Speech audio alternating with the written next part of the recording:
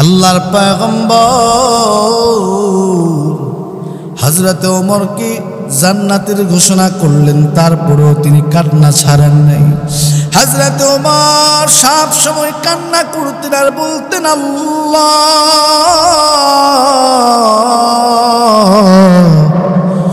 আমি আল্লাহর প্রতি এত বিশ্বাস, এত তাওয়াক্কুল রাখি, কিয়ামতের ময়দানে আমি আল্লাহ যদি আমারে ডাক দেয়, আল্লাহ যদি পুরা হাসরবাসীরা ডাক দেয়, পুরা হাসরবাসী থেকে শুধু একজনকে জান্নাতে দেওয়া হবে। হযরত ওমর বলেন, আমি আল্লাহর প্রতি এত আশা, এত তাওয়াক্কুল, এত ভরসা, আমি মনে করি আমি সেই ব্যক্তি হলাম ওমর।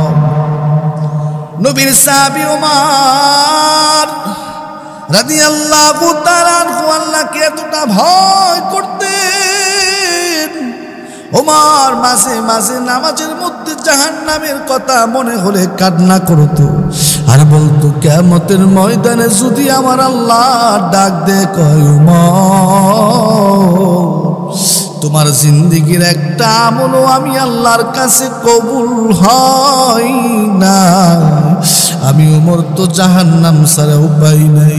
আল্লাহ যদি ডাক দেয়, কয় সব হাসরবাসীরা জান্নাতি, শুধু একটা মানুষ জাহান্নামে যাবে, আমি ওমরের বড় ভয় হয়, আমি ওমর না জানি জাহান্নামের প্যাসেঞ্জার হয়ে যায়। হযরত ওমর আল্লাহর পয়গম্বরের সাহাবী ওমর আল্লাহকে এতটা ভয় করতেন, হযরত ওমর অর্ধ পৃথিবী তিনি শাসন করেছেন, অর্ধ পৃথিবী শাসন করেছেন, তারপরেও একটা মুহূর্তের জন্য আল্লাহরে ভুলে নাই, বেইনসাফি করে নাই, জুলুম করে নাই, মানুষের দুয়ারে দুয়ারে দুয়ারে দুয়ারে ঘুরে ঘুরে জনগণের খবর নিত। আজকে হাজার হাজার লাখ লাখ কোটি কোটি মুসলমান হয়, গোটা দুনিয়াতে একজন ওমরের বড় অভাব। যদি ওমরের মতো একজন শাসক বর্তমান দুনিয়ার জমিনে থাকত, গোটা দুনিয়াটা জান্নাতের টুকরা হয়ে যেত। নবীর সাহাবী ওমর রাতের বেলায় ছদ্মবেশে মানুষের বাড়িতে বাড়িতে মহল্লায় মহল্লায় ঘুরে ঘুরে ঘুরে ঘুরে জনগণের খবর নিতেন। হযরত ওমর ঘরের পিছনে দাঁড়ায়া দাঁড়ায়া শুনতেছে, এক মা সন্তানরে বলতেছে, সন্তানেরা আর একটু অপেক্ষা করো, আর একটু ধৈর্য ধরো, খাবার হয়ে গেছে, তারপরে খাবার খেয়ে তোমরা ঘুমায়া যাবে।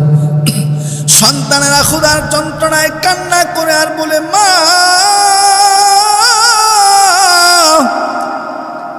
আজকে 2-3 দিন হয় কোনো খাবার নাই, তাড়াতাড়ি আমাদের মুখে খাবার দাও, ক্ষুধার যন্ত্রণা আর সহ্য করতে পারি না। মা চোখের পানি আঁচল দিয়া মুছে আর বলে, আল্লাহ, আমারে তুমি এমন গরিব বানাইলা, আমার মতো গরিব, আমার মতো অসহায় জগতে আর বুঝি কেউ নাই। একদিক দিয়ে আমার স্বামী না, আমি বিধবা, অপরদিকে আমার ছোট ছোট 3 বাচ্চাগুলো আজকে 3 দিন ধরে খাবার নাই। সন্তানগুলোকে আমি কি বলি সান্ত্বনা দিই?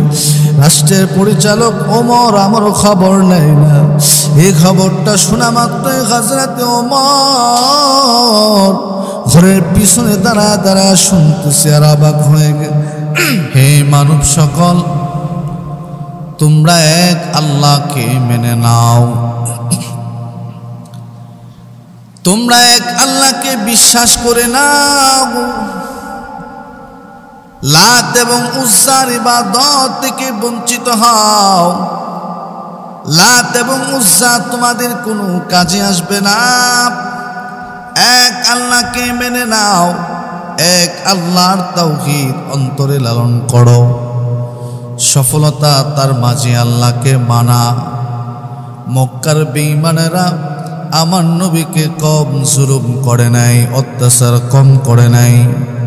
নবীজিকে বলছে, ও মুহাম্মদ, কালিমার দাওয়াত থেকে দূরে সরবা নাকি দুনিয়ার থেকে বিদায় হবা?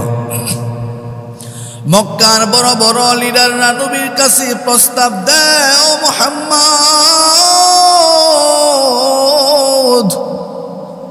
তুমি কেন এই কালিমার দাওয়াত দাও?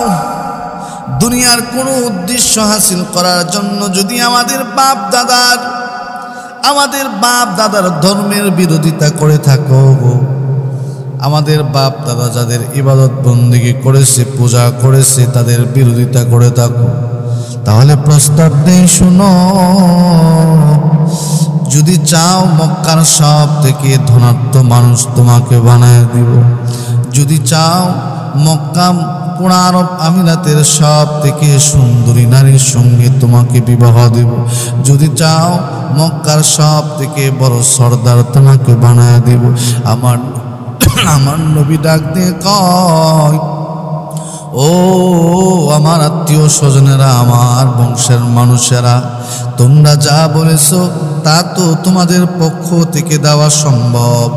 আমার এক হাতে যদি সূর্য এনে দাও, আমার আরেক হাতে যদি চন্দ্র এনে দাও, যা তোমাদের পক্ষে সম্ভব নয়, বিশাল সূর্য চন্দ্র যদি আমার হাতে এনে দাও, তারপরও আমি একটা মুহূর্তের জন্য কালিমার দাওয়াত থেকে দূরে সরব না। এক আল্লাহর দাওয়াতের জন্য আমাকে দুনিয়াতে পাঠানো হয়েছে, তাওহীদকে দুনিয়ার জমিনে প্রতিষ্ঠার জন্য আমাকে দুনিয়াতে পাঠানো হয়েছে। সুতরাং দুনিয়ার এমন কোনো প্রস্তাব দিলে কাজ হবে না। যদি গোটা দুনিয়াও আমাকে দিয়ে দাও, তারপর আমি আমার কাছ থেকে দূরে সরব। ভাইরা আমার, আল্লাহর পয়গম্বর কালিমার দাওয়াত দেয়, মক্কার বেঈমানেরা নবীকে বিভিন্ন গালাগালি করে। কিছু বেঈমানেরা পাগল হয়ে আমার নবীর বিরুদ্ধে তোহমত দেয়, নবী নাকি পাগল হয়ে গেছে। কিছু বেঈমানেরা বলে নবী নাকি কবি হয়ে গেছে। কিছু বেঈমানেরা বলে নবীকে নাকি ঝিনে ধরছে। কিছু বেঈমানেরা বলে নবী নাকি বড় জাদুঘর। বিভিন্ন ভাষায় গালাগালি করে নবীজিরে কষ্ট দেয়। কালিমার দাওয়াত থেকে দূরে ফেরানোর জন্য বিভিন্ন ধরনের ষড়যন্ত্র করে। আমার আল্লাহ ডাক দিয়ে কয়,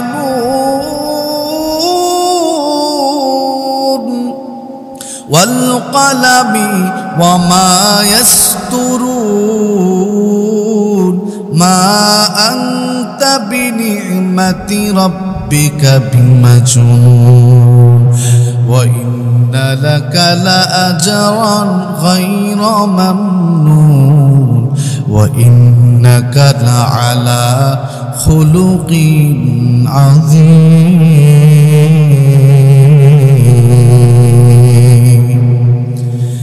মক্কার বেঈমানেরা নবীরে পাগল বলে গালি দেয়। আমার আল্লাহ ডাক দেয়, কয় বন্ধু, আপনি আপনার রবের কাছে পাগল নয়, আপনার প্রভুর কাছে আপনি পাগল নয়। মক্কার বেঈমানেরা যত কষ্ট দোক, যত গালাগালি করুক, মনে কষ্ট নিবেন না। আমার পয়গম্বরকে, আমার নবীকে কত গালাগালি করলো।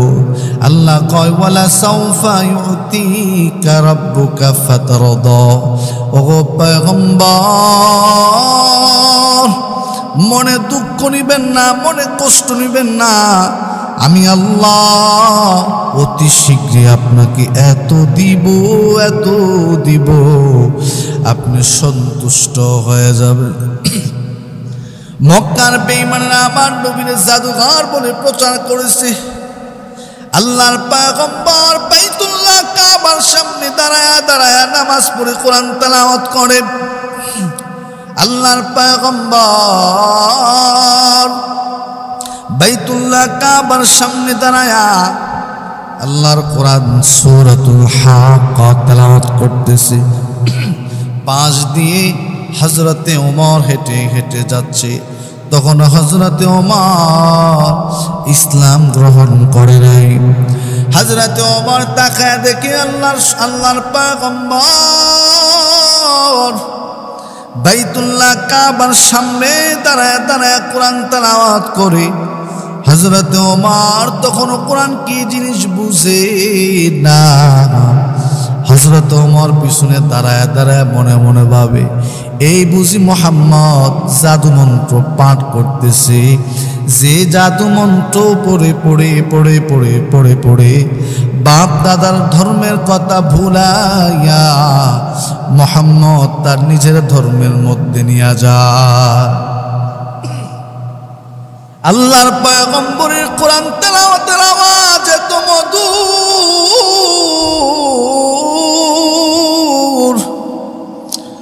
নবীর কোরআন তেলাওয়াতের আওয়াজ এত সুন্দর।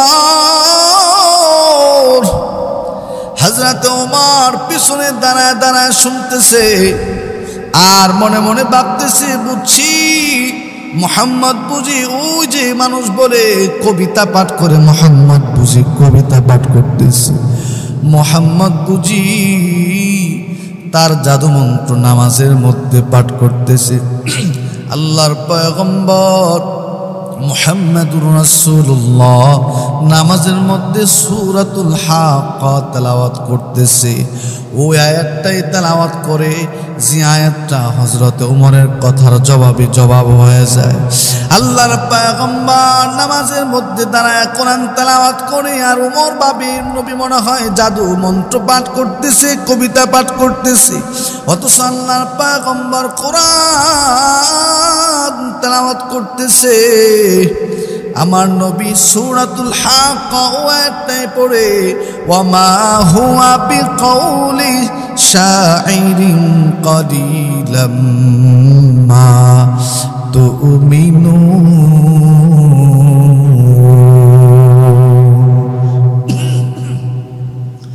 আল্লাহর পয়গম্বর নামাজের মধ্যে দাঁড়ায় তেলাওয়াত করতেছে। এটা কোনো কবির কবিতা নয়, এটা কোনো কবির কাব্য নয়, এটা কোনো কবিতার বানানো কবিতা নয়, বরং তোমরা এই কথাটা অল্প মানুষই বিশ্বাস করো। হযরত ওমর পিছনে দাঁড়ায় দাঁড়ায় বলে, আমি যে মনে মনে ভাবলাম মুহাম্মদ এটা কেমনে জানলো, এর মানে মুহাম্মদ শুধু কবিও নয়, সাথে সে একজন বড় জাদুঘর। এমনি আমার নবী পরে আয়াত তেলাওয়াত করতেছে, ওয়ামা হুয়া বিকাউলি শাইরিন কালিলাম মা তুমিনুন ওয়ালা বিকাউলি কাহিনিন কালিলাম মা তাযাক্কারুন তানজিলুম মির রাব্বিল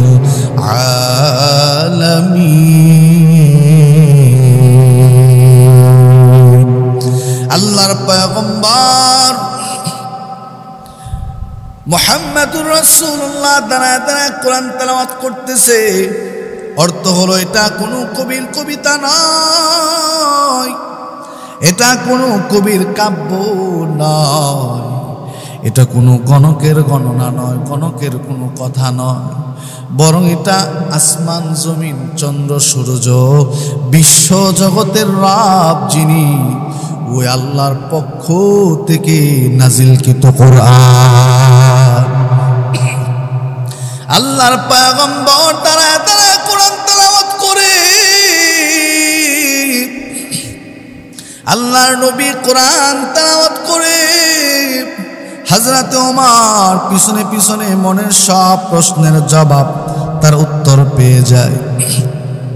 বেঈমানেরা আমার নবীরে কম জানানো জ্বালাই নাই, আমার নবীরে কম কটূক্তি করে নাই।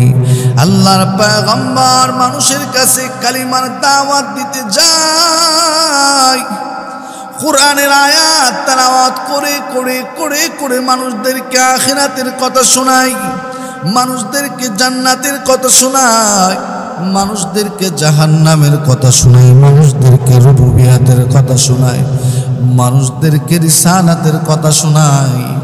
মক্কার বেঈমানেরা বলে সাবধান,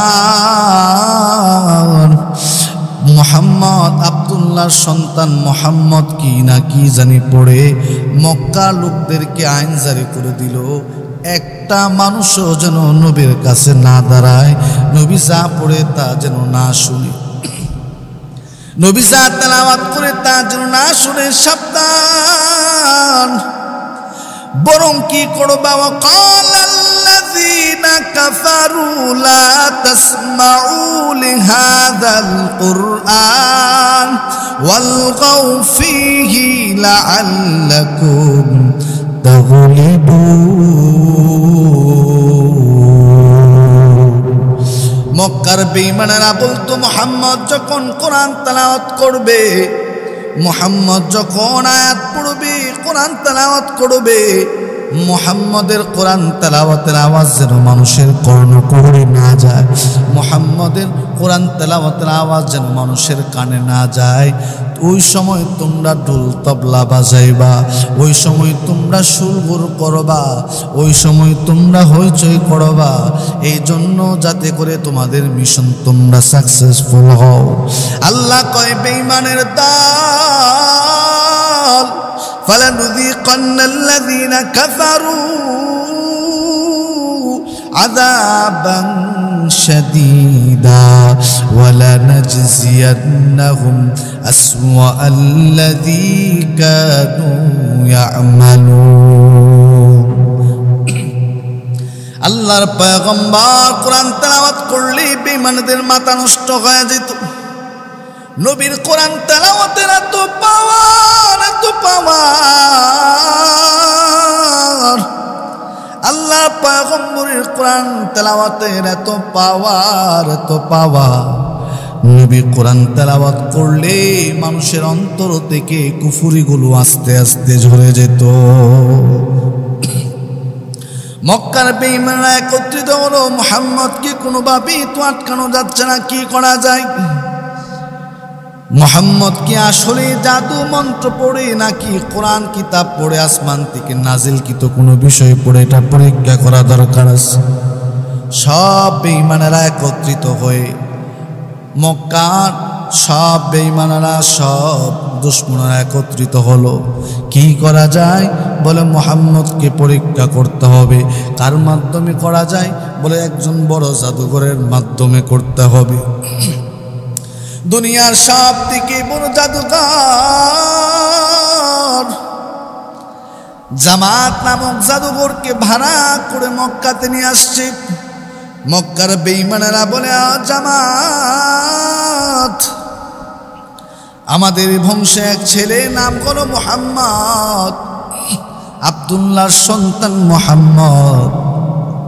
কি জানি দাঁড়ায় দাঁড়ায় পড়ে আর মানুষ বাপ দাদার ধর্মের কথা ভুলে যায়। দেখো তো মুহাম্মদ কি কোনো জাদু মন্ত্র পাঠ করে কিনা। আল্লাহর পয়গম্বর বাইতুল্লাহ কাবার সামনে দাঁড়ায় দাঁড়ায় নামাজের মধ্যে কোরআন তেলাওয়াত করতেছে। জামাত নামক জাদুঘর যায় বলে, ও আব্দুল্লাহর সন্তান মুহাম্মদ, মক্কার লোকেরা বলল তুমি নাকি এমন কি জাদু মন্ত্র পারো, যে জাদু মন্ত্র পড়ে পড়ে পড়ে পড়ে প্রত্যেকের বাপ দাদার ধর্মের কথা ভুলাইয়া তুমি নাকি তোমার ধর্মের মধ্যে নিয়ে যাও। বুঝলাম না এমন কি জাদু মন্ত্র তুমি পারো। আল্লাহর পয়গম্বর ডাক দিয়ে কয়, জামাত, তুমি আসছো ভালোই হলো। তারা আমার উপর তুহমত দেয় আমি নাকি জাদুঘর, আমি নাকি পাগল, আমি নাকি কবি, আমার নাকি জিনে ধরছে। আমি যদি কোনো জাদু মন্ত্র পড়ে থাকি তুমি তো একজন জাদুঘর বুঝবা। ও ভাই জামাত, তুমি তো বুঝবা, কারণ তুমি জগৎ বিখ্যাত জাদুঘর। তাহলে তুমি শোনো, আল্লাহর নবী আল্লাহর পয়গম্বর আল্লাহর নবী দাঁড়ায় দাঁড়ায় আল্লাহর কোরআন তেলাওয়াত শুরু করে দিছে গো। আল্লাহর পয়গম্বর এত মধুর কণ্ঠে কোরআন তেলাওয়াত শুরু করে দিছে। আল্লাহর পয়গম্বর এত সুন্দর করে কোরআন তেলাওয়াত করতো। আজকে বিশ্ব জয় হাফিজ কোরআনের কোরআন তেলাওয়াত শুনলে কলিজা ঠান্ডা হয় যে আল্লাহ যে পয়গম্বরের উপর কোরআন তেলাওয়াত কোরআন নাজিল করলো, ওই পয়গম্বরের কোরআন তেলাওয়াত কত মধুর হবে একটু ভাবা যায়নি। আল্লাহর নবী দাঁড়ায় দাঁড়ায় কোরআন তেলাওয়াত করতেছে, কোরআন তেলাওয়াত করতেছে। আল্লাহর পয়গম্বর তেলাওয়াত করতেছে। জামাত নামক জাদুকর পয়গম্বরের চেহারার দিকে তাকায়া নবীর কোরআন তেলাওয়াত শুনে শুনে শুনে শুনে বেঈমান জামাতের দিল থেকে কুফরি গুলো আস্তে আস্তে ঝরতে শুরু করলো। আল্লাহর পয়গম্বর কোরআন তেলাওয়াত করে শেষ করার পর নবী বলো, ও জামাত তুমি বলো আমি কি কোরআন তেলাওয়াত করেছি না জাদু মন্ত্র পাঠ করেছি? আল্লাহর পয়গম্বরের কথার জবাবে জামাত কান্না করি আর বলি, ওগো আল্লাহর পয়গম্বর, দুনিয়াতে কত জাদু মন্ত্র পড়লাম পড়াইলাম, এত সুন্দর কিতাব এত সুন্দর আওয়াজ কোনোদিন শুনি নাই। ওগো আল্লাহর পয়গম্বর, দুনিয়ার জমিনে কত জাদু আমি শিখলাম শিখাইলাম, কোনদিন এত সুন্দর তেলাওয়াত আমি শুনিনি। কানে দিয়ে প্রবেশ করলে যদি কলিজার মধ্যে ধাক্কা লাগে, কোরআন তো এমন এক কোরআন কর্ণকুহরে প্রবেশ করলে কলিজার মধ্যে ধাক্কা লাগে। আল্লাহর পয়গম্বরের কোরআন তেলাওয়াত শোনার পর জামাত নামক আল্লাহর পয়গম্বর, আমি আপনার সাক্ষী দেই এটা পৃথিবীর কোন জাদু মন্ত্র নয়। ওগো আল্লাহর পয়গম্বর, আপনার হাত মোবারক বানায়া দেন, আমি আপনার হাতে হাত রেখে কালিমা পড়ে মুসলমান হয়ে গেলাম। বেঈমানের দলেরা বলে জামাত নামক জাদুঘরকে কি জন্য আনলাম আর সে কি করলো? বেঈমানের দলেরা কত ষড়যন্ত্র করেছে নবীর কালিমার দাওয়াতকে আটকানোর জন্য। আল্লাহর পয়গম্বর বাইতুল্লাহ কাবার সামনে দাঁড়ায় কোরআন তেলাওয়াত করলেন। হযরতে ওমর নবীর কোরআন তেলাওয়াত শুইনা বাড়িতে গেলেন। বাড়িতে যাওয়ার পর থেকে মনের মধ্যে কেমন জানি লাগে। শুয়ে শুয়ে চিন্তা করে আর বলে, আমি হযরত মুহাম্মদের পিছনে দাঁড়ায়া দাঁড়ায়া মনের মধ্যে যা প্রশ্ন এলো, মুহাম্মদ দিকে নামাজের মধ্যে তাই তেলাওয়াত করে। মুহাম্মদ এমন কি পাঠ করলো, যতই শুনি ততই ভালো লাগে, যতই শুনি ততই ভালো লাগে। মক্কার বেঈমানেরা আল বিদায়া ওয়ান নিহায়া কিতাবের মধ্যে লেখেন, মক্কার বেঈমানেরা এলান করলো, সাবধান, মুহাম্মদের কাছে কেউ যাইবা না, কোরআন তেলাওয়াত শুনবা না। অথচ মক্কার বড় বড় লিডাররা রাতের বেলায় আমার নবীর ঘরের চতুর্পাশে দাঁড়ায়া দাঁড়ায়া কোরআন তেলাওয়াত শুনে। এত মধুর তেলাওয়াত, এত মায়াবী কণ্ঠে আমার নবী আল্লাহর কোরআন তেলাওয়াত করে। বেঈমানের দলেরা সারা রাত পিছনে দাঁড়ায়া দাঁড়ায়া কোরআন তেলাওয়াত শুনতে শুনতে রাত কোন দিক দিয়ে পার হয়ে যায় তারা বেঈমানের দলেরা একটা বারের জন্য টের পায় না। হঠাৎ করে তাকায় দেখে পূর্ব দিক থেকে আসমানে সূর্য উঠে গেছে। অথচ মক্কার বেঈমানেরা প্রকাশ্যে এলান করতো, মুহাম্মদের কাছেও যাইবা না, কোরআন তেলাওয়াত শুনবা না। কোরআন তেলাওয়াত শুনলে কিন্তু বাপ দাদার ধর্ম ভুলে যায়, তার ধর্মে চলে যেতে হবে। আল্লাহর পয়গম্বর দাঁড়ায় দাঁড়ায় কোরআন তেলাওয়াত করলো। হযরতে ওমর বালিশের মধ্যে মাথা লাগা চিন্তা করে আর বলে, কি শুনলাম কি শুনলাম কি শুনলাম। আমার মনের মধ্যে যত প্রশ্ন হয়, আল্লাহর পয়গম্বর মুহাম্মদ দেখি দাঁড়ায় দাঁড়ায় সে প্রশ্নের জবাব দেয়। বেঈমানের দলেরা কত ষড়যন্ত্র করেছে আমার নবীর কালিমার দাওয়াতকে বন্ধ করার জন্য, কোনোভাবেই যখন পারল না, প্রকাশ্যে এলান করলো, এমন কোন যুবক আসুনি মুহাম্মদের মাথা এনে দিতে পারবা? মুহাম্মদের মাথা যদি আনতে পারো 100 লাল উট পুরস্কার দিব, 100 লাল উট পুরস্কার দিব। আসুনি এমন কোন যুবক? দাঁড়াও। মক্কার মধ্যে এমন কোন সাহসী যুবক নাই মুহাম্মদের মাথা আনবে, শরীরটাকে হত্যা করে শরীর থেকে মাথা আলাদা করে আনবে, এমন কোন যুবক নাই। হঠাৎ করে লাফ দিয়ে দাঁড়ায় গেলেন ওমর, বলে আমি মুহাম্মদের মাথা দেহ থেকে আলাদা করে দিব, আমাকে পুরস্কার দেওয়া লাগবে। মক্কার বেঈমানেরা বড় খুশি, বুঝছি কাজ তুমি ছাড়া কেউ হবে, কারোর মাধ্যমে হবে না, তোমার মাধ্যমে কাজ করবা তুমি খাত্তাবের সন্তান ওমর। অথচ আল্লাহর পয়গম্বরের একটা বড় বংশ, নবীর একটা বড় বংশ, মক্কার মধ্যে একটা বড় অংশ আল্লাহর পয়গম্বরের সমর্থন করে বেঈমানেরা নবীকে হত্যা করতে যাবে, আর নবীর বংশের মানুষেরা ওই লোকটাকে ছেড়ে দেবে, এটা কিন্তু হতে পারে না।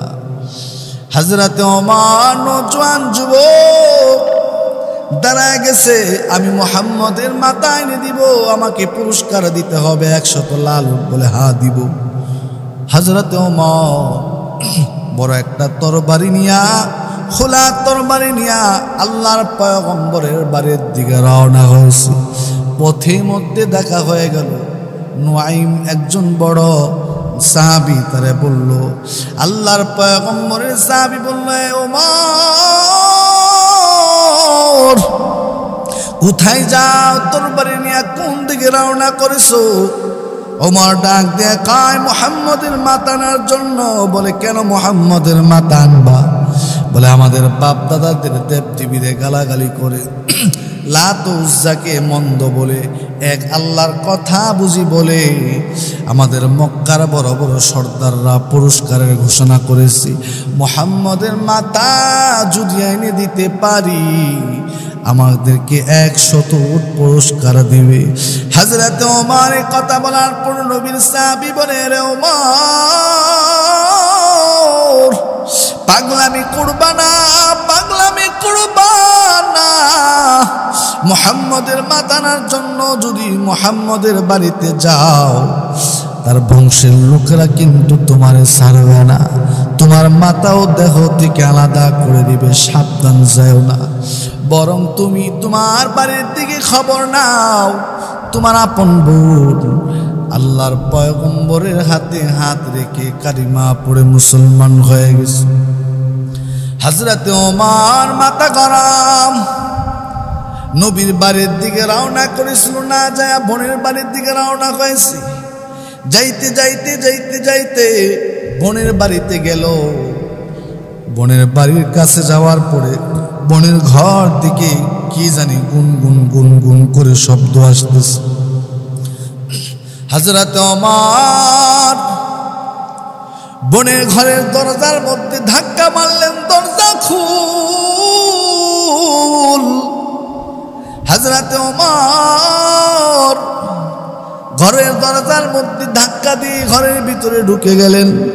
আল্লাহর পয়গম্বরের সাহাবী ওমর তখনও ইসলামের কোনো আলো পায় নাই।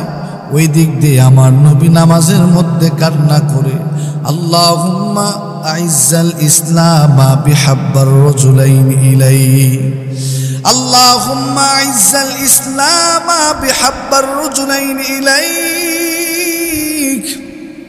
ওমর আব্দুল খাত্তাব আও বিআবি জাহেল ইবনে হিশাম, ও আল্লাহ মক্কার বেঈমানেরা আমারে কম কষ্ট দেয় নাই, মক্কার বেঈমানেরা আমারে পাগল বলে, মক্কার বেঈমানেরা আমারে কত গালাগালি করে, মক্কার বেঈমানেরা আমারে কবি বলে গালি দেয়, মক্কার বেঈমানেরা আমারে জাদুঘর বলে গালি দেয়, মক্কার বেঈমানেরা আমারে নামাজের মধ্যে সিজদার মধ্যে উটের বুড়ি উঠায় দেয়। ও আল্লাহ আপনার কাছে দরখাস্ত করে আপনি হযরতে আপনার কাছে দরখাস্ত করে আপনি খাত্তাবের সন্তান ওমর আর না হয় আবু জাহেল, দুইজনের থেকে যে কোনো একজন আপনার কাছে প্রিয় হয়, দুইজনের একজনকে দিয়ে আপনি ইসলামটারে শক্তিশালী করুন। আল্লাহর পয়গম্বর নামাজের মধ্যে দাঁড়ায় দাঁড়ায় আল্লাহর কাছে দোয়া করে, আল্লাহুম্মা আইজ্জাল ইসলাম বিহাব্বার রাজুলাইন ইলাইহি ওমর ইবনুল খাত্তাব আও বিআবি জাহল ইবনে হিশাম। ও আল্লাহ ওমর এবং আবু জাহেল দুইজনের থেকে যে কোনো একজন আপনার কাছে যদি প্রিয় হয়, দুইজনের থেকে একজনের মাধ্যমে আপনি ইসলামটারে শক্তিশালী করে দেন। পয়গম্বরের দোয়াগুলো আল্লাহর কাছে কবুল, নবীদের দোয়াগুলো আল্লাহর কাছে কবুল হয়, এতে করে কোনো সন্দেহ নাই। হযরতে ওমর বোনের দরজার মধ্যে ধাক্কা মারলেন, দরজা খুল। ওমরের কণ্ঠের আওয়াজ পেয়ে বোন এবং ভগ্নিপতি নবীর সাহাবী হযরতে খাব্বাবের কাছে বসে বসে কোরআন তেলাওয়াত শিখতেছিল।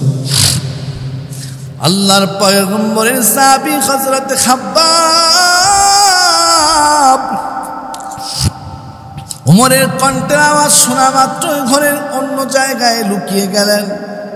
হযরতে ওমর ঘরের ভিতরে ঢুইকা বললেন, রে বোন ফাতেমা, শুনলাম তুই নাকি বিধর্মী হয়ে গেলি, বেঈমান হয়ে গেলি।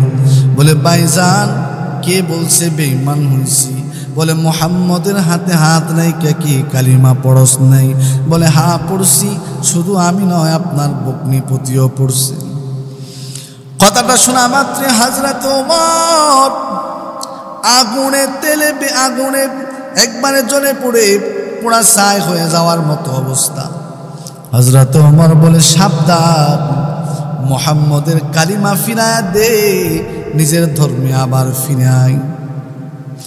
নবীর সাহাবী হযরত ওমর এই কথাটা বোনকে বলা মাত্র বোন বলে ভাইজান বিধর্মী হয় নাই, বরং ধর্মের মধ্যে গিয়েছি। আল্লাহ চিনছি, আখিরাত চিনছি, কবর চিনছি, কোরআন চিনছি, নিজের নিজে চিনছি।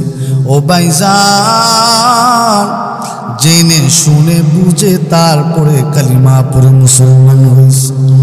বারবার বলার পরেও বোন যখন মানে না, হযরতে ওমর তরবারির খুশা দিয়ে হযরতে ওমর বোনকে এত জোরে আঘাত করলো, হযরতে ওমরের বোন জমিনের মধ্যে পড়ে যায়।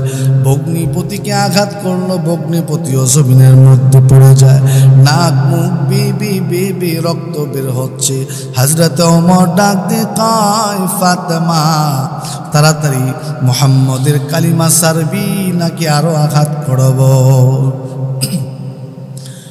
নবীর সাহাবী হযরতে খাব্বাব রাদিয়াল্লাহু তাআলা আনহু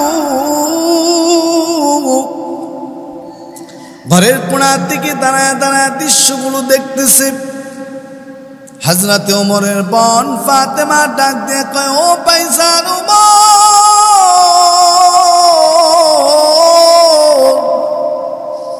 আপনি কি ভুলে গেছেন আপনি যে খাত্তাবের সন্তান ওমর, আমিও কিন্তু সেই খাত্তাবের কন্যা ফাতেমা। ভাইজান শেষ সিদ্ধান্ত জানায়া দে। ও ভাইজান কালিমা পড়ে বুঝে শুনে তারপরে কিন্তু কালিমা গ্রহণ করিস।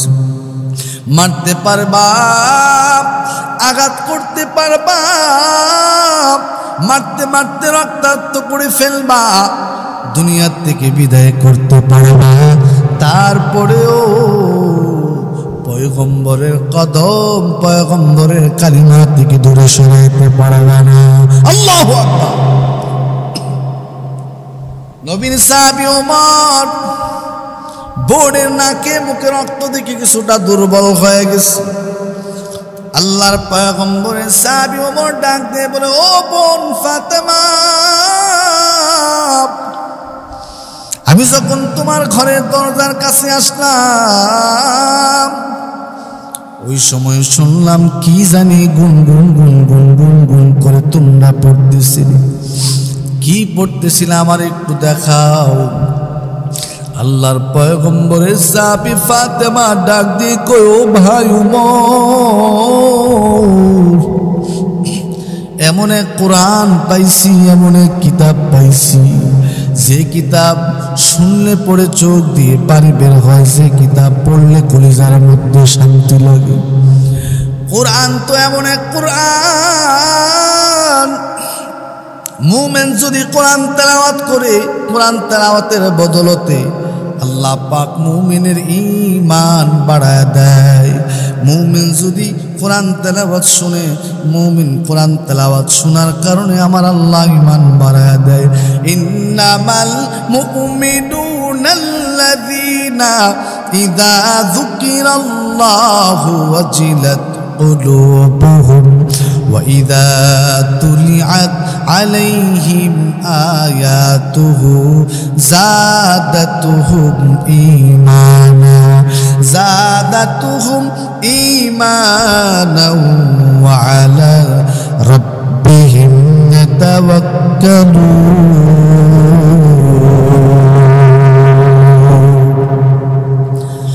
আল্লাহ রাব্বুল আলামিন বলেন, মুমিনের সামনে যখন কোরআন তেলাওয়াত করা হয়, মুমিনের সামনে যখন আমি আল্লাহর আয়াতগুলো তেলাওয়াত করা হয়, মুমিন যখন দিল দিয়ে আমি আল্লাহর কোরআন তেলাওয়াতগুলি শুনি, কোরআন তেলাওয়াতের বদলতে আমি আল্লাহ তাদের ঈমানগুলো বাড়ায়া দিই।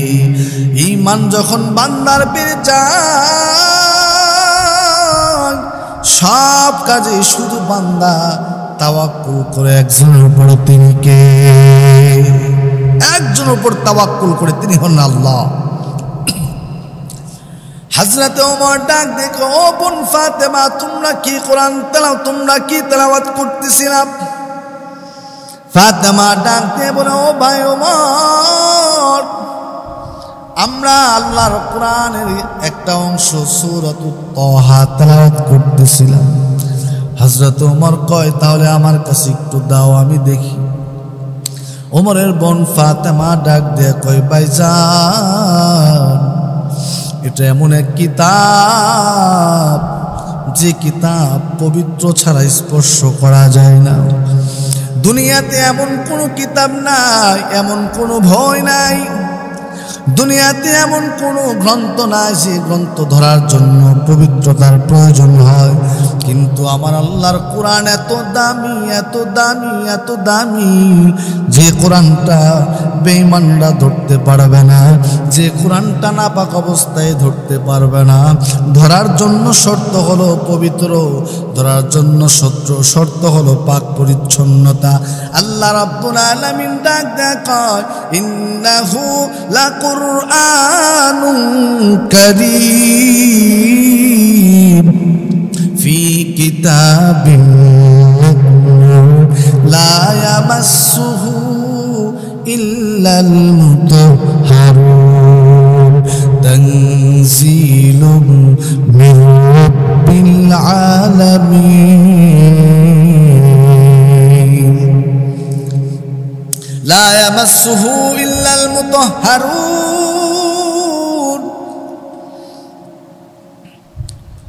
এই আয়াতের তাফসীরের কিতাবের মধ্যে লেখা হয়, এই আয়াতের ব্যাখ্যা করতে যা লেখা হয়, এই আয়াত অনেকগুলো অর্থ দেওয়ার মধ্যে একটা হলো অপবিত্র অবস্থায় কোরআন স্পর্শ করা যাবে না। হযরতে ওমরের বোন ডাক দেখো, ভাইজান, আপনি গোসল করে আসেন, তারপরে আপনার হাতে কোরআনটা উঠায় দিব। হযরতে ওমর এদিক দিয়ে গোসল করে যখন আল্লাহর কোরআনের সূরাতুত তাহার অংশটা চোখের সামনে পায়, হযরত ওমর তাকায় দেখে আল্লাহর কোরআন লেখা, তাহা মা আনজালনা আলাইকাল কুরআনা লিতাশকা ইল্লা তাযকিরাতাল লিমান ইয়াখশা তানজিলাম মিম্মান খালাকাস সামাওয়াতি ওয়াল উলা আর রাহমানু আলাল আরশিস্তাওয়া। আল্লাহর নবীর সাহাবী ওমর আল্লাহর কোরআনের সূরাতুত তাহা যখন পড়তে শুরু করলেন, হযরতে ওমর কোরআনের একটা আয়াত পড়ে এক একটা আয়াত পড়ে আর আশ্চর্য হয়ে যায়, এত সুন্দর কথা, এত সুন্দর বাণী, এত সুন্দর কালাম, এটা কোনো মানুষের বানানো হতে পারে না। হযরতে ওমর সূরাতুত তাহা পড়তে পড়তে পড়তে পড়তে সূরাতুত তাহা ও আয়াতটা তেলাওয়াত করলো, ইন্নানি আনাল্লাহ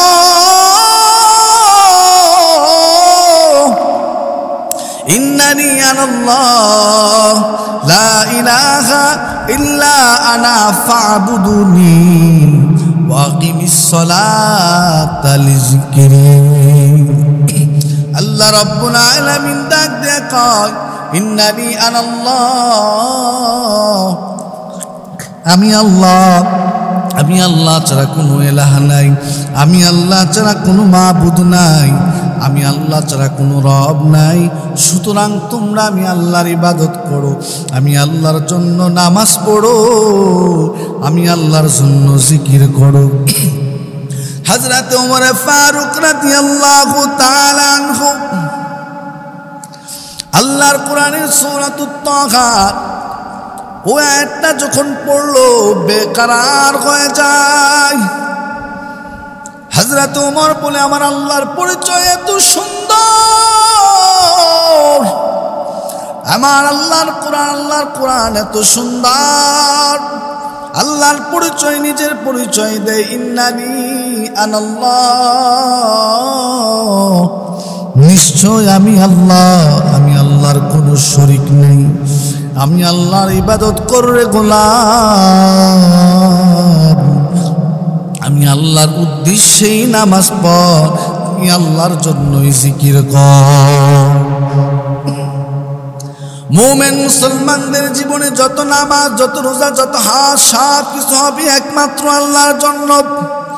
আল্লাহ ব্যতীত অন্য কারো গোলামি করা যাবে না, আল্লাহ ব্যতীত অন্য কারো কদমে সেজদা দেওয়া যাবে না।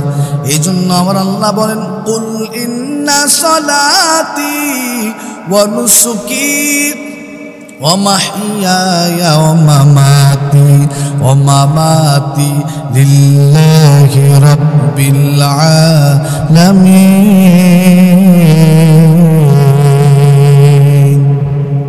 মুসলমানি বুয়াদ গরদান নিহাদার ইনানে খুদ বদস্তে খাজা দাদা। হযরত ওমর রাদিয়াল্লাহু তাআলা আনহু আল্লাহর কোরআনের ওই কফিটা পড়ে চোখ দিয়ে বেয়ে পানি ঝরতেছে। ওমরের বোন ফাতেমা ডাক দিয়ে কয়, ভাইজান কি হইল, আপনি কেন কান্না করেন? হযরত ওমর বলে, ওরে বোন ফাতেমা, এটা এমন কোন কিতাব যা পড়লে কলিজার মধ্যে নাড়া দেয়? এটা এমন কোন কিতাব যা পড়লে কলিজার মধ্যে ধাক্কা দেয়? ও মুহাম্মদের দরবারে আমারে নিয়ে যাও, আমি আল্লাহর পয়গম্বরের দরবারে যেতে চাই, আমার জানি কেমন লাগে জানি না। এমন সময় ঘরের দরজা অন্য পাশ থেকে নবীর সাহাবী খাব্বাব দৌড়ে এসে বলে, রে ভাই ওমর,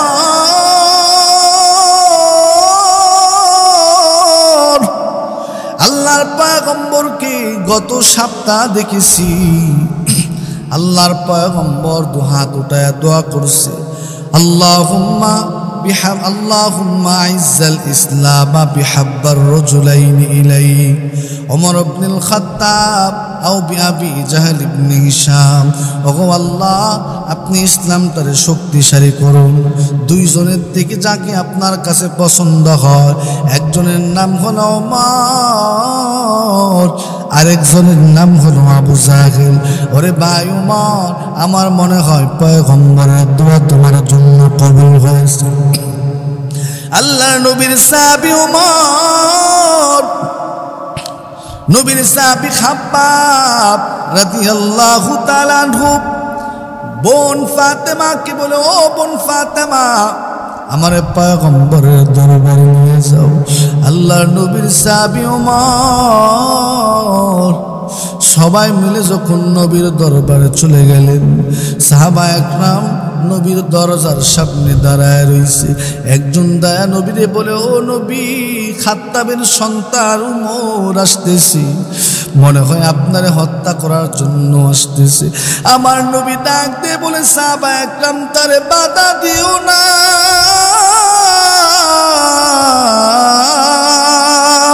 তারে বাধা দিও না, ওমরকে আমার দরবারে আসতে দাও, ওমরকে আমার কাছে আসতে দাও।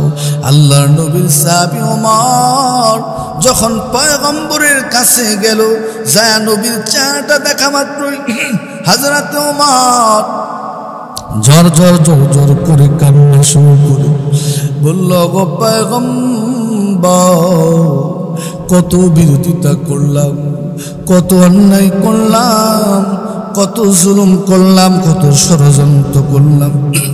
আল্লাহর নবী ডাক দেয়, কয় ওমর, এখনো কি ইসলামটারে বুঝো নাই, আল্লাহরে বুঝো নাই, আল্লাহরে চিনো নাই, আল্লাহর কোরআন কি এখনো তোমার বুঝে আসে না? আর কত বিরোধিতা করবি রে ওমর, আয় আয় আয় আমার বুকে আয়। আল্লাহর পয়গম্বর ডাক দে, কয় ওমর, এখনো কি ইসলাম গ্রহণ করার সময় হয়নি? হযরত ওমর বলে, ওগো আল্লাহর পয়গম্বর,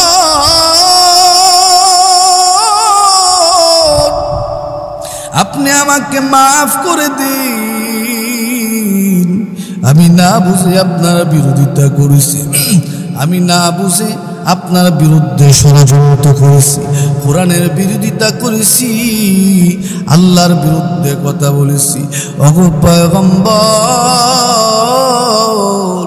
আপনার হাত মুবারক বাড়ায় দেন। আমি ওমর আপনার হাতে হাত রেখে সাক্ষী দিলাম, আশহাদু আল্লাহ ইলাহা ইল্লাল্লাহ ওয়াশহাদু আন্নাকা মুহাম্মাদুর রাসূলুল্লাহ। ওগো আল্লাহর পয়গম্বর, আমি বিশ্বাস করে নিলাম, আমি মেনে নিলাম, আল্লাহ ছাড়া কোনো মাবুদ নাই, আল্লাহ ছাড়া কোনো ইলাহ নাই। আপনার হাতে হাত রেখে কালিমা পড়ে মুসলমান হয়ে গেলাম। হযরত ওমর ফারুক রাদিয়াল্লাহু তাআলা যখন মুসলমান হয়ে গেল, মক্কাতে যখন এলানটা ছড়িয়ে পড়লো, মক্কার বড় বড় বড় বড় বেঈমানেরা তাদের কপালে চিন্তার ভাস। ওমর বুঝে কালিমা পড়ে মুসলমান হয়ে গেছে। আল্লাহর পয়গম্বরের দরবারে যায় ওমর বলে, ওগো আল্লাহর পয়গম্বর, আপনি যদি সত্য হন, আল্লাহ যদি সত্য হয়, কোরআন যদি সত্য হয়, আজকে থেকে মক্কাতে আর গোপনে গোপনে কালিমার দাওয়াত চলবে না, আজকে থেকে প্রকাশ্যে কালিমার দাওয়াত দেওয়া লাগবে। আল্লাহর পয়গম্বর বলে, ওমর, আজকে থেকে কালিমার দাওয়াতের দায়িত্ব তোমাকে দিয়ে দিলাম। হযরত ওমর একটা দৌড় মারছে বাইতুল্লাহ কাবার সামনে, বাইতুল্লাহ কাবার সামনে যায় এলান দিল, এই কে আছো মক্কাবাসী, শোনো, আমি খাত্তাবের সন্তান ওমর, মুহাম্মদের হাতে হাত রেখে কালিমা পড়ে মুসলমান হয়ে গেছি। আজকের পর থেকে প্রকাশ্যে কালিমার দাওয়াত হবে, বাইতুল্লাহ কাবার সামনে নামাজ পড়া হবে। এমন কোন মায়ের সন্তান আসনি নামাজে বাধা দিবা, এমন কোন মায়ের সন্তান আসনি কালিমার দাওয়াতে বাধা দিবা, তার জন্য আমি ওমর যথেষ্ট হয়ে যাব। নবীর সাহাবী ওমর যখন কালিমার দাওয়াত পেয়ে গেলেন, নবীর হাতে হাত রেখে যখন কালিমা পড়ে মুসলমান হয়ে গেলেন, তিলে তিলে আস্তে আস্তে করে কালিমার দাওয়াত এমনভাবে শুরু করলেন। আগে শুধু মুসলমানরা গোপনে দাওয়াত দিত। হযরত ওমর যখন মুসলমান হয়ে গেলেন তখন প্রকাশ্যে কালিমার দাওয়াত দিতে শুরু করলেন। সেই নবীর সাহাবী ওমর রাদিয়াল্লাহু তাআলা আনহু, যে ওমর নবী মাতানার জন্য তরবারি নিয়ে রাস্তায় বের হয়ে গেছে, এই ওমর সেই ওমর যে ওমর নবীর সহবতে থেকে থেকে মোমের মতো নরম হয়ে গেল। হযরতে ওমর ফারুক রাদিয়াল্লাহু তাআলা আনহু, ফারুক নামটা আমার আল্লাহ দিয়েছে, আমার নবী দিয়েছে। হযরতে ওমর এমন একজন মানুষ যাকে মিজাজে ওহী বলা হয়। আল্লাহর পয়গম্বর বিভিন্ন সময় পরামর্শের জন্য ওমরকে বলতেন, হে ওমর পরামর্শ দাও, ইসলামের কাজগুলো কিভাবে করা যায়।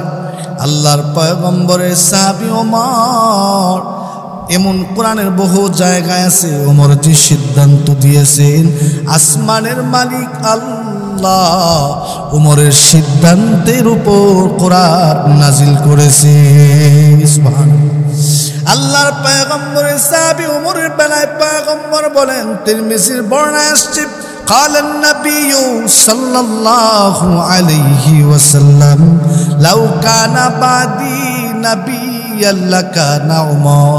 আল্লাহর পয়গম্বর বলেন, ও আল্লাহ, আমার পরে যদি কোনো নবী দুনিয়ার জমিনে পাঠাইতা তাহলে ওমরকে তো নবী বানায়া পাঠাইতা।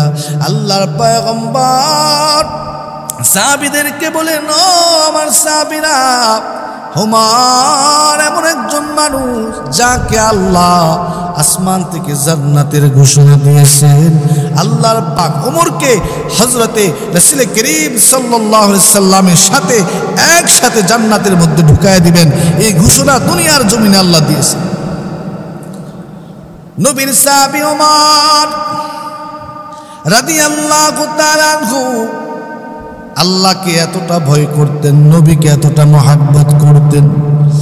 আল্লাহর পয়গম্বর হযরতে ওমরকে জান্নাতের ঘোষণা করলেন, তারপরেও তিনি কান্না ছাড়েন নাই। হযরতে ওমর সব সময় কান্না করতেন আর বলতেন, আল্লাহ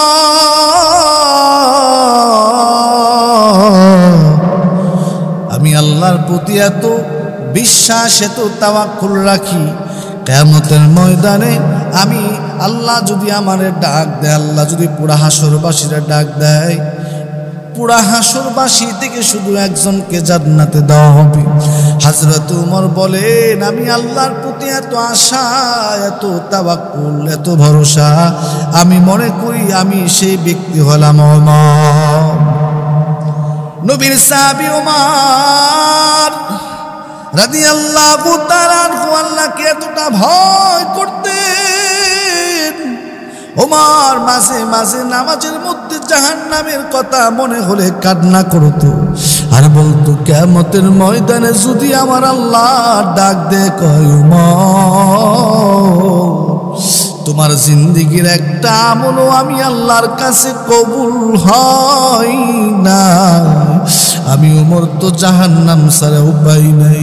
আল্লাহ যদি ডাক দেয়, সব হাসরবাসীরা জান্নাতি, শুধু একটা মানুষ জাহান্নামে যাবে, আমি ওমরের বড় ভয় হয়, আমি ওমর না জানি জাহান্নামের প্যাসেঞ্জার হয়ে যায়। হযরতে ওমর আল্লাহর পয়গম্বরের সাহাবী ওমর আল্লাহকে এতটা ভয় করতেন। হযরত ওমর অর্ধ পৃথিবী তিনি শাসন করেছেন, অর্ধ পৃথিবী শাসন করেছেন, তারপরেও একটা মুহূর্তের জন্য আল্লাহরে ভুলে নাই, বেইনসাফি করে নাই, জুলুম করে নাই। মানুষের দুয়ারে দুয়ারে দুয়ারে দুয়ারে ঘুরে ঘুরে জনগণের খবর নিত। আজকে হাজার হাজার লাখ লাখ কোটি কোটি মুসলমান হয়, গোটা দুনিয়াতে একজন উমরের বড় অভাব। যদি উমরের মতো একজন শাসক বর্তমান দুনিয়ার জমিনে থাকত, গোটা দুনিয়াটা জান্নাতের টুকরা হয়ে যেত। নবীর সাহাবী ওমর রাতের বেলায় ছদ্মবেশে মানুষের বাড়িতে বাড়িতে মহল্লায় মহল্লায় ঘুরে ঘুরে ঘুরে ঘুরে জনগণের খবর নিতেন। হযরতে ওমর ঘরের পিছনে দাঁড়ায় দাঁড়ায় শুনতেছে। এক মা সন্তানরে বলতেছে, সন্তানেরা আরেকটু অপেক্ষা করো, আরেকটু ধৈর্য ধরো, খাবার হয়ে গেছে, তারপরে খাবার খেয়ে তোমরা ঘুমায়া যাবে। সন্তানেরা ক্ষুধার যন্ত্রণায় কান্না করে আর বলে, মা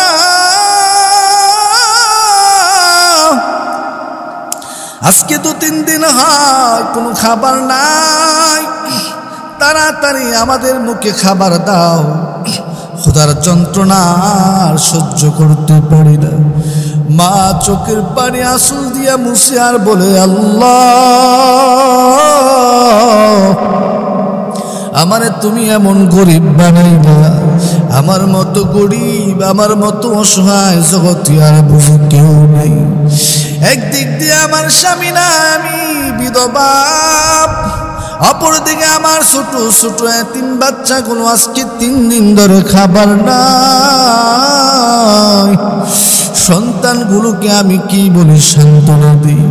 রাষ্ট্রের পরিচালক ওমর আমারও খবর নেয় না।